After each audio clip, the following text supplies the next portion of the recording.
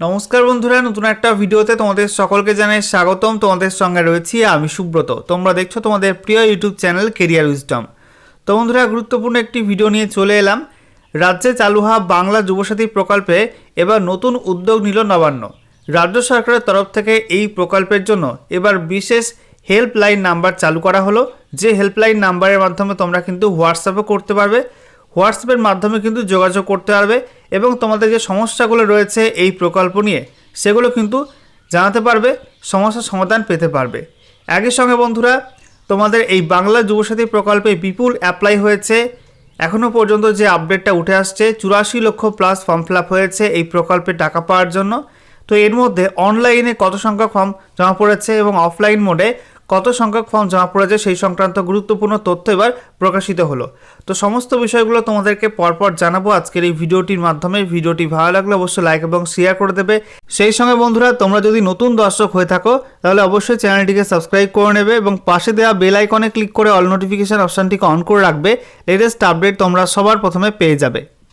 তো বন্ধুরা, গুরুত্বপূর্ণ আপডেট প্রকাশিত হয়েছে তোমাদের জন্য। বাংলা যুবসাথী প্রকল্পের জন্য বিশেষ হেল্প ডেস্ক চালু করল নবান্ন। প্রকল্পে আবেদনকারীদের প্রশ্নের জবাব দিতেই উদ্যোগ। হেল্প ডেস্কটি প্রতিদিন সকাল 10:30 থেকে বিকাল 5:30 পর্যন্ত খোলা থাকবে। তবে শনিবার, রবিবার এবং সরকারি ছুটির দিনে এই পরিষেবা বন্ধ থাকবে। নির্দেশে স্পষ্ট করা হয়েছে, পরবর্তী আদেশ না দেওয়া পর্যন্ত এই ব্যবস্থা কার্যকর থাকবে। আমরা একটু ডিটেলসে দেখে নেব কী কী আপডেট উঠে আসছে। তো বন্ধুরা, বাংলা যুবসাথী প্রকল্প বাস্তবায়িত করতে গুরুত্বপূর্ণ পদক্ষেপ করল রাজ্য সরকার। সেই পদক্ষেপে ক্রীড়া ও যুব কল্যাণ দপ্তরের তরফ থেকে একটি বিশেষ হেল্প ডেস্ক চালু করার নির্দেশিকা জারি করা হয়েছে। সম্প্রতি প্রকাশিত সেই নির্দেশিকা অনুযায়ী এই হেল্প ডেস্কটি সরাসরি যুব পরিষেবা ও ক্রীড়া দপ্তরের অধীনেই কাজ করবে। প্রকল্পের সার্বিক কার্যক্রম পর্যবেক্ষণ, তদারকি এবং অভিযোগ বা সমস্যা দ্রুত নিষ্পত্তির লক্ষ্যেই এই উদ্যোগ বলে প্রশাসনিক সূত্রে জানা গিয়েছে। এই প্রকল্পে মোট আবেদন জমা পড়েছে প্রায় 84 লক্ষেরও বেশি। প্রশাসনিক সূত্রে জানা গিয়েছে, ব্লক ভিত্তিক অফলাইন শিবিরে এসে আবেদন জমা দিয়েছেন 65 লক্ষ যুবক যুবতী। অন্যদিকে অনলাইন পোর্টালের মাধ্যমে আবেদন জমা পড়েছে প্রায় 19 লক্ষ। এই বিরাট সংখ্যক আবেদনকারীদের মনে প্রকল্প নিয়ে ওঠা প্রশ্নগুলির জবাব দিতেই এই হেল্পলাইন নাম্বারটি চালু করা হয়েছে বলে খবর। তো দেখতেই পাচ্ছ বন্ধুরা, যে বাংলা যুবসাথী প্রকল্পের জন্য কিন্তু গোটা রাজ্য জুড়ে একটা বিপুল সংখ্যক অ্যাপ্লিকেশন ফর্ম জমা পড়েছে।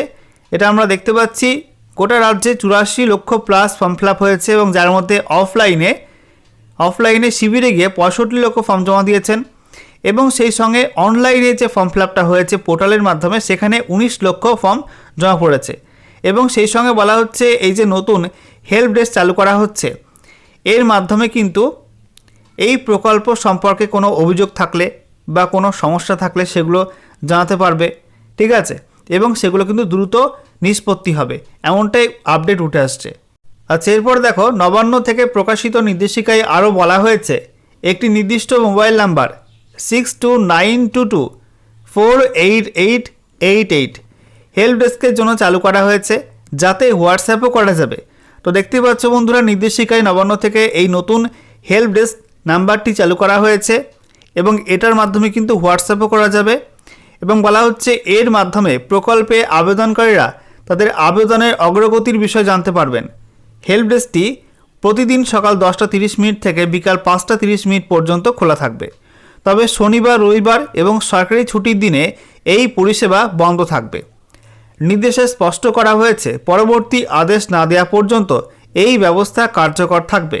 এছাড়াও দপ্তরের পক্ষ থেকে জানানো হয়েছে যে বাংলা যুবসাথী প্রকল্প সংক্রান্ত যাবতীয় আনুষ্ঠানিক যোগাযোগ নির্দিষ্ট একটি ইমেল আইডিতেই করতে হবে।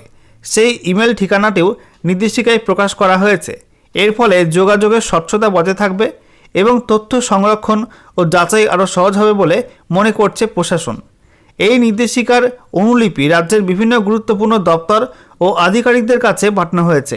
এর মধ্যে রয়েছেন আদিবাসী উন্নয়ন দপ্তরের প্রধান সচিব, জিটিএর প্রধান সচিব, সমস্ত জেলার জেলাশাসক, কলকাতা পুরসভার কমিশনার, জেলা যুব আধিকারিকেরা এবং যুব পরিষেবা ও ক্রীড়া দপ্তরের সংশ্লিষ্ট শাখাগুলি।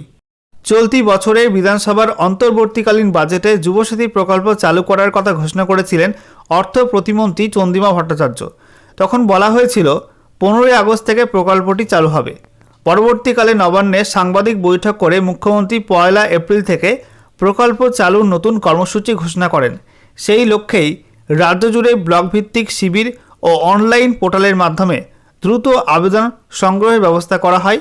15ই ফেব্রুয়ারি শিবরাত্রির দিন থেকে রাজ্য জুড়ে শিবির করে যুবসাথী প্রকল্পের ফর্ম বিলি ও জমা নেওয়ার কাজ শুরু হয়। এই প্রকল্পের আওতায় 21 থেকে 40 বছর বয়সী বেকার যুবক যুবতীদের টানা 5 বছর মাসে 1500 টাকা করে আর্থিক সহায়তা পাওয়ার কথা মুখ্যমন্ত্রী মমতা বন্দ্যোপাধ্যায় ঘোষণা করেছিলেন।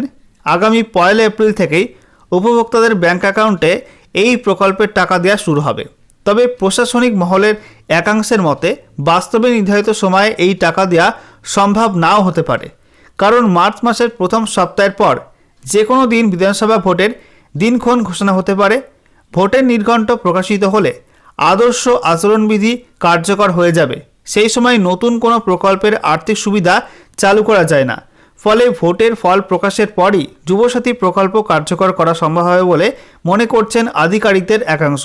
সেক্ষেত্রে ফের রাজ্যের ক্ষমতায় আসতে হবে বর্তমান শাসক দলকে। প্রশাসনিক মহলের মতে এই হেল্প ডেস্ক নাম্বার চালুর ফলে প্রকল্প বাস্তবায়নের গতি বাড়বে। একই সঙ্গে প্রকল্পে আবেদনকারীদের অভিযোগ ও প্রশ্নের দ্রুত সমাধান সম্ভব হবে।